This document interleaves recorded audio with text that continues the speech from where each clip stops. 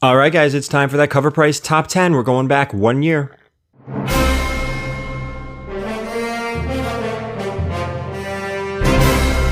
All right, guys, here is our top 10. This is a cover price top 10 from a year ago. We check out the fair market value from then and where those books are today. Before we get into it, you know what to do. Hit that thumbs up. Leave a comment down below. Let me know about what you think about this week's list. Hit that subscription button if you haven't already, and all that stuff, kind of goes with the social media stuff. Give me a follow on all the social media stuff, VERYGARY_comics, and of course, whatnot. I've got 3 big auctions scheduled for July. Star Wars, Ryan Brown is back doing sketches and remarks like he does, and we have a Funko Pop auction scheduled for July as well. Those are going to be a lot of fun, and of course, at the end of the month, Terrificon at Mohegan Sun in Connecticut. So with that, let's get into this list. Now, remember, this list comes to us from our friends at Covrprice, focusing on their top 10 from a year ago. I'm going to take you through how each title's sales compare from last year's market values to today's current fair market values. How did these books do?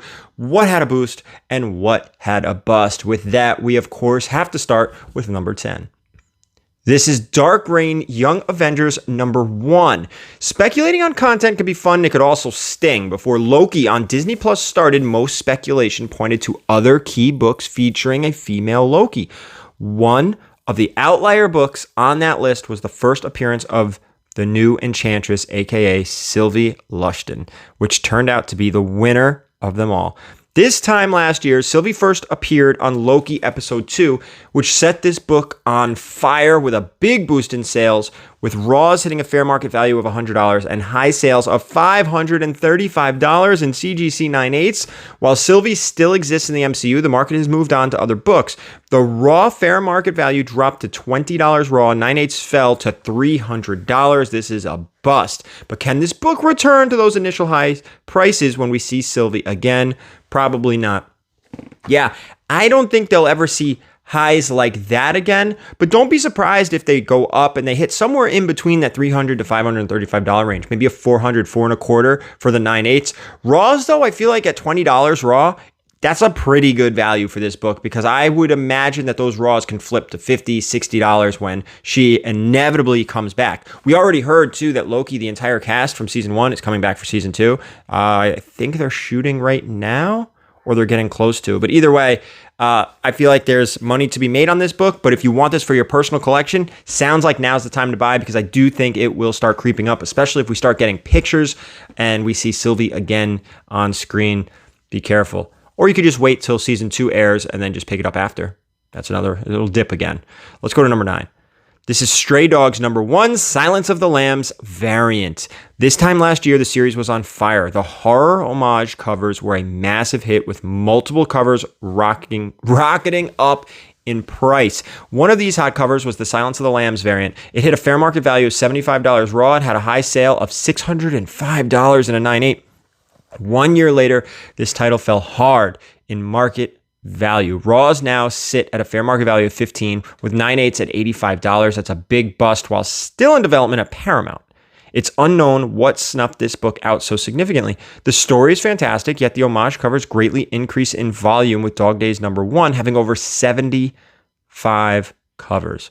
This huge volume of covers is most likely the main culprit of oversaturating the market and burning out both fans and collectors from picking every cover up.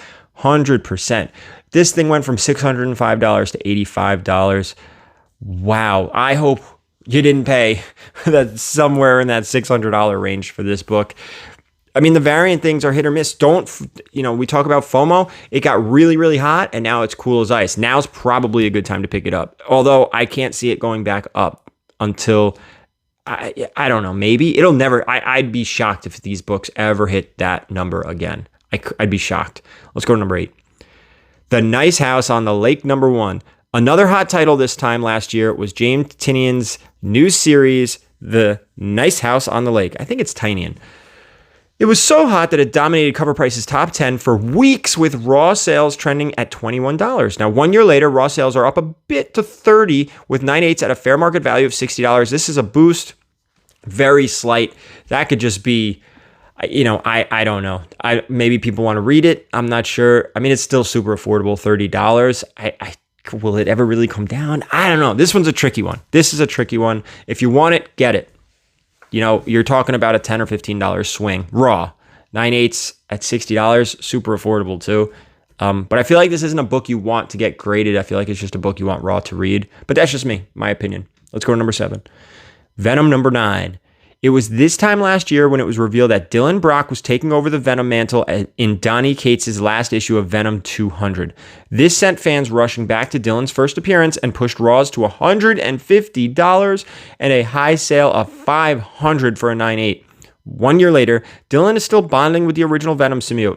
However, the market's also moved on from Dylan's first appearance. Raws have fallen to a fair market value of $30 and $200 in a 9/8. However, Dylan does have long-term potential. Now may be a great time to pick up raw copies. Yeah, I don't see this book ever getting cheaper, but how much more expensive can it possibly be? I feel like $200 for a 9/8 is probably where it's supposed to be. It's probably right where it should be now. I don't know. Will it go up? Yeah, maybe there's long-term potential for Dylan, but I mean, there was a lot of these, there's a lot of that book out there. Don't think it's hard to find, because it's not. Let's go to number 5. Spawn's Universe number 1, Booth Sketch 1 in 50 variant with a new Spawn series. Fans were all over this issue that set the table for the new Spawn spin-off series, Scorched Gunslinger King Spawn. This 1 in 50 was pretty tough to find and sold for a high raw sale of $130. Now, 1 year later, Image produced similar variants across all series. The market also tends to not favor sketch variants the way they used to. The fair market value currently at $45 with 9/8 at $205. This is a bust as well. Careful with the variants. And I do agree, the market seems to like the Virgin covers more than the sketches. So the sketch variants, no FOMO, guys. Try not to buy, unless you really want the book. I'm not going to tell you don't buy something you really want, but maybe sometimes patience pays off. A lot of these variants, they dip, man. The FOMO in the beginning and then comes back down to earth. This one is the same way. Let's go to number 5. Usagi Yojimbo number 20. Now, last year, this issue introduced a new recurring character, Yukichi Yamamoto. I'm sorry. It was a huge aftermarket hit and hit a raw height of $29. 1 year later, the market is definitely less interested in this new appearance. Raws now sit at a fair market value of $11. This is a bust. 9/8, barely any. Great little key to pick up for $10 to $15. Why not? Stash it away, see what happens. Let's go to number 4. Marvel Superheroes Secret Wars number 3. This time last year, actress Jamil, I'm definitely saying that wrong, was cast as She-Hulk villain Titania. This sent Raws up to a fair market value of $45 with a high of $500 for a 9/8. 1 year later, we have yet to see Titania. My God, I'm all over the place today. We have yet to see her in action. The market let this fall to its current raw fair market value of $20. 9/8 at $150. This is a bust. Once Titania appears, this book will have a bump in price, but most likely not return to that initial high. I agree. There's probably a little bit of room here to make money. If you want to buy Raws at $20, they may end up going to $30, $35, maybe $40 when we do see her on screen, but you have to act quick. Like, that's going to be a quick flip. The 9/8s, they'll never, I'd be shocked if they hit $500. Could they hit $200? Sure. Could you spend $150 on a 9/8, make a quick $50? Maybe.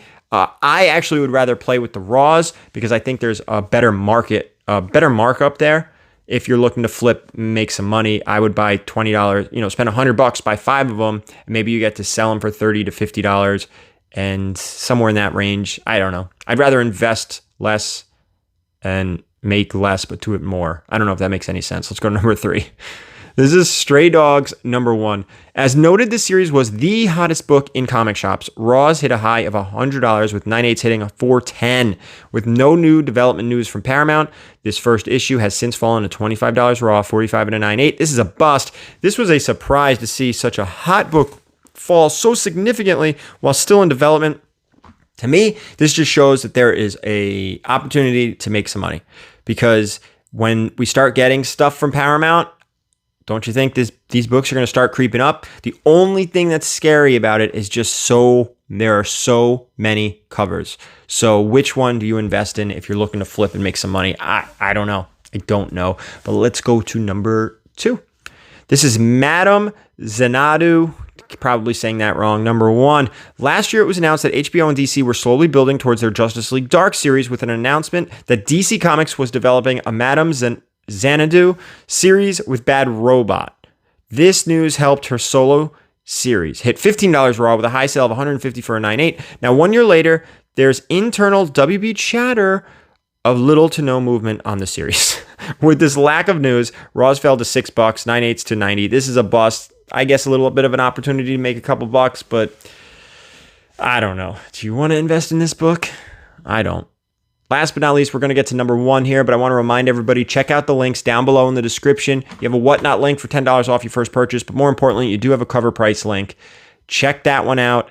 Get you a discount on a membership. And with that, let's go to number 1. This is Stray Dogs number 5, Friday the 13th variant. With such strong Stray Dog heat leading into the 5th issue, the collecting fever over every homage cover was palpable. Palpable? Something like that. You know. This Friday the 13th homage was hot right out of the gate and was an instant $10 plus book, which quickly increased to $23. Now, 1 year later, the fair market value has fallen to $6, 9.8s out of 40. This is a bust, just like every other variant on our list, just like every FOMO book on our list, every Stray Dog book on our list. Now's the time to pick these things up if you do like them, because they're super affordable. Ridiculously affordable. But that's it for our list. Let's get into the numbers. Let's see how terrible this list, how much money this list would have cost you last year. Well, this was the first top 10 reflective where every book on the list was a bust. And these weren't just small busts. Last year, buying each one of these books would have cost you $688 raw, $2,700 in 9.8s for those that were available in 9.8. 1 year later, these would have now cost you $208 raw, and a brutal $870 in a 9.8. You would have lost $480 raw, $1,830 graded. What's interesting is how popular these books were a year ago. Most of these weren't your typical flavor of the week. Sure, there were some on here, but most had and still have a solid future ahead of them. It was interesting look back this week. Guys, make sure you check out coverpricetop.com for their current top 10, their movers and shakers list. Come back next time because we're going back 3 years. Thank you so much for watching, and as always, keep it comics.